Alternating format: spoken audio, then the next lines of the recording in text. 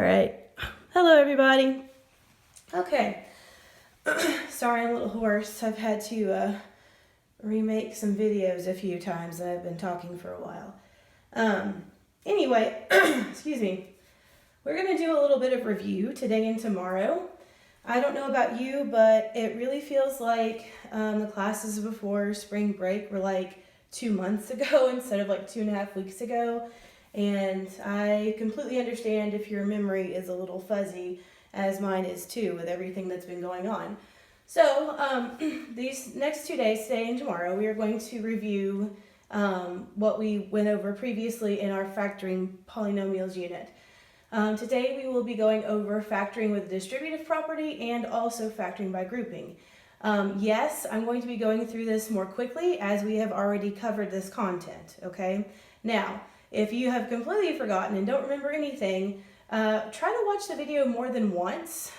Just like in class, you would ask me to repeat myself and repeat myself and repeat myself. You can do that with the video as well. You can pause it and go back and watch it again. Now, if after a couple of times of watching it, you still don't understand, that is completely fine.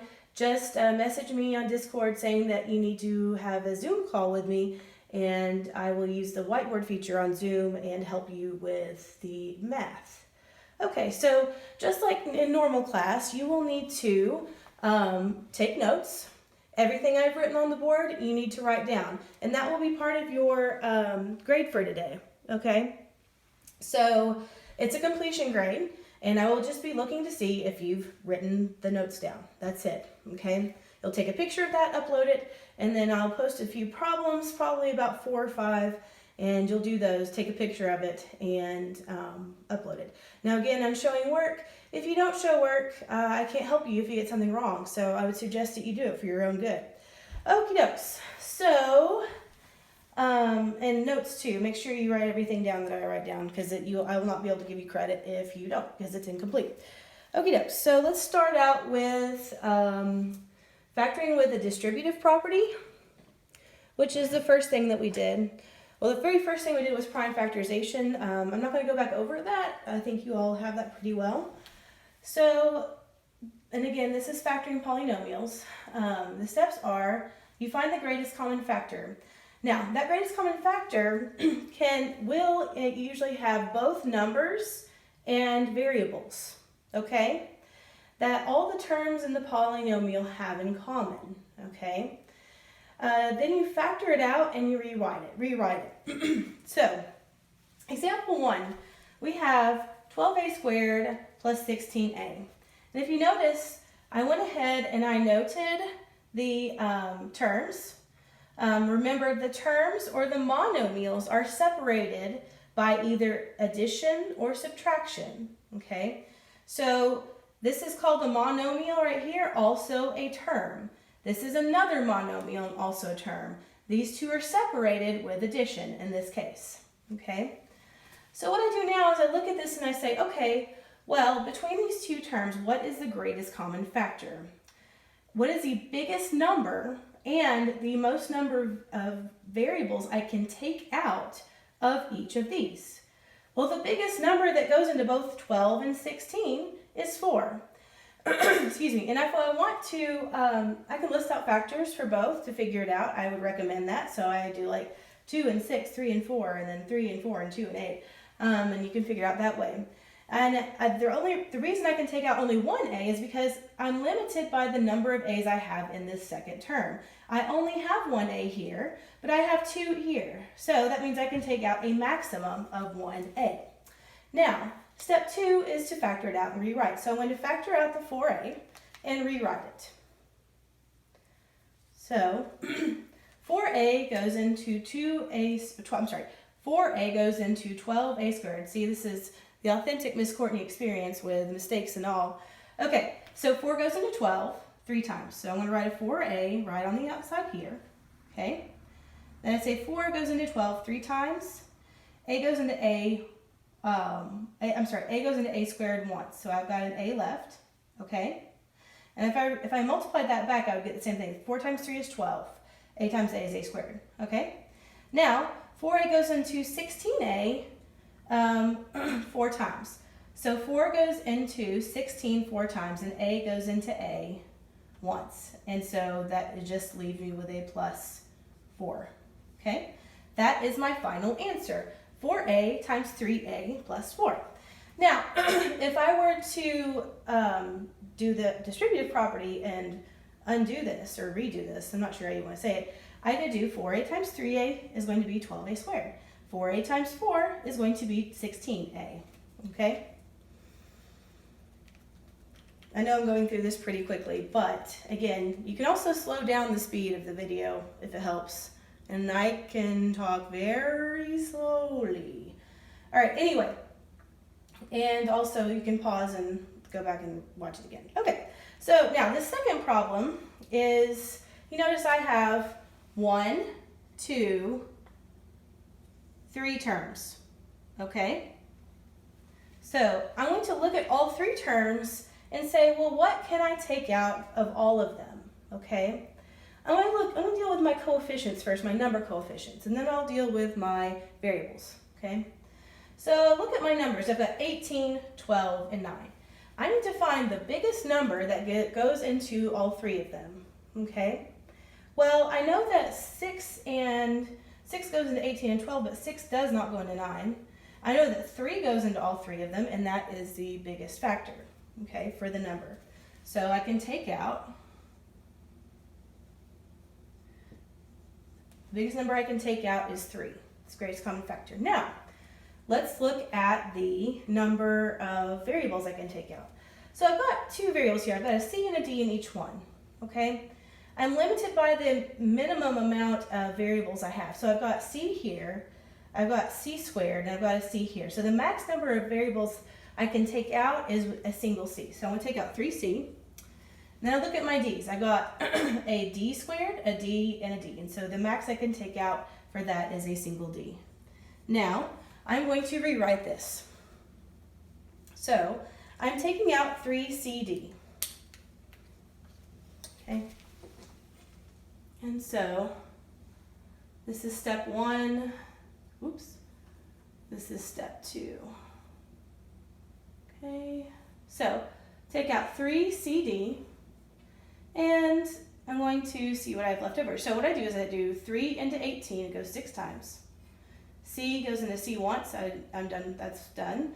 And then D goes into D squared 1 time. I'm left with 1D. So I take out the, I basically subtract the variables, okay? Then I move on to the next term, okay? And I say, well, how many times does 3CD go into 12C squared D? And the answer is 3 goes into 12 4 times, okay? C goes into C squared once, and D cancels because it only goes 1 time, okay? So I'm left with 4C. And the last one, I say 3CD goes into 9CD 3 times. And the reason I don't have a variable is because C goes into C once, and 1 minus 1 is 0, and D goes into D once. And that's what I'm left with, is 3CD times 6D times plus, let me start over. 3CD plus 6D plus 4C plus 3. Okay? All right. So now I'm going to move on to factoring by grouping. And the only thing that you do differently here is you group the terms based on whether or not they will have a greatest common factor. Here you will have 4 or more terms, okay? Typically. So the steps are, so you factor by grouping, you group the terms with common factors, and then you factor using the distributive property, the GCF.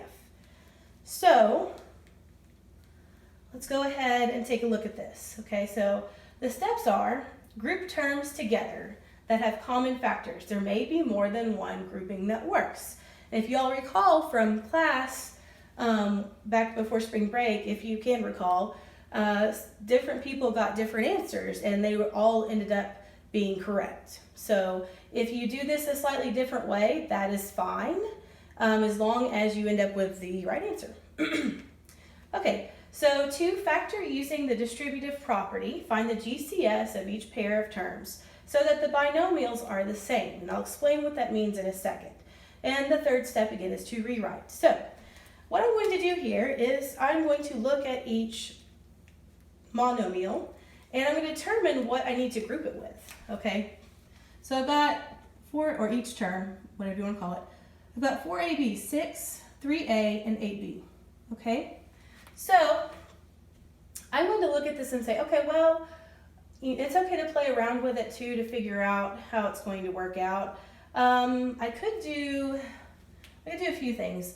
I'm going to look at the numbers first to see what's divisible. 4 and 6 is divisible by 2, but 3 and 8 isn't, so I'm not going to go with that pairing.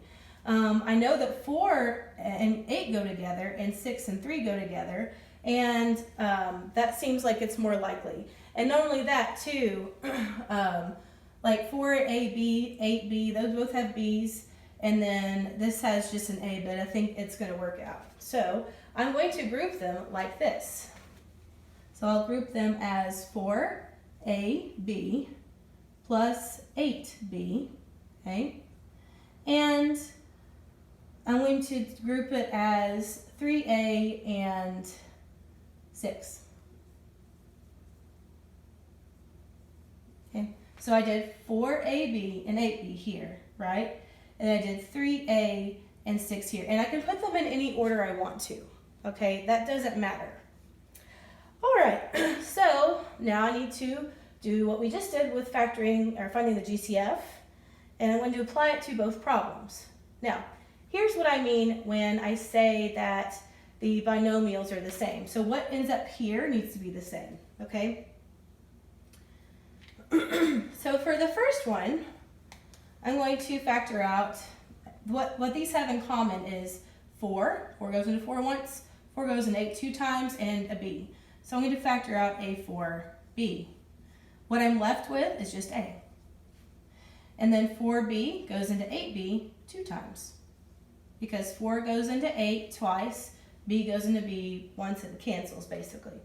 Now, let's talk about the other one. So 3a plus 6. Well, I have one term with a variable and one without a variable, okay? So that means I can only factor out the greatest common factor that is a number.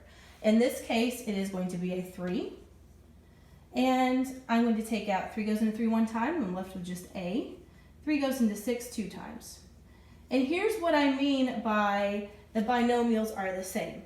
Once I factor out the greatest common factor, I end up with these two things being the exact same, a plus 2 and a plus 2, okay? The last step is to rewrite it.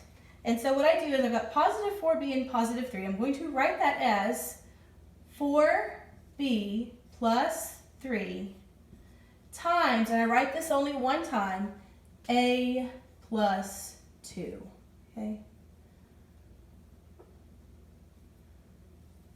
All right. Now, I'm going to do one more problem with you, and then you can start working on your assignment, okay? So again, I'm going to look at this problem and say, well, what needs to be grouped together, okay? Sometimes I have to group different things like I did that are things that aren't necessarily just already in order. Sometimes they already are in order. That is the case here. So I've got 4x squared and 14x. Those both have x's, and I can take out a 2. If I take out a 3 here, I'll end up with the same thing basically. So if I take out a 3 here, I'll end up with 2x plus 7. Here I'll end up with 2x plus 7. I can already do that in my head. And there are multiple ways of doing it too. You could group 4x and 6x and 14x and 21. That's another possibility. So there's more than one possibility.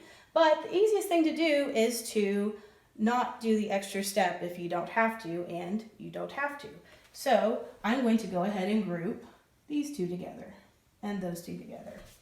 Okay, so then I'll write it like this. I've got 4x squared plus 14x and 6x, oops, that's not an x, 6x plus 21. Okay, All right, I'll find the greatest common factor. That's step number 2 of each binomial. And the greatest common factor between 4x squared and 14x is going to be 2x. Okay? Because 4 does not go into 14. The greatest common number factor is just 2. And what I end up with then is 2x. 2 goes into 2, 2 times. I've got 1x here and 2 here. I'm left with 1x. 2 goes 1x, and I subtract it. And then 2x goes into 14x 7 times. Okay? Now here I'm going to take out a 3. Okay? 3 goes into 6, 2 times. I'm left with my x. 3 goes into 21 7 times. And ta-da, I have the same binomial, which is what I'm looking for. Okay?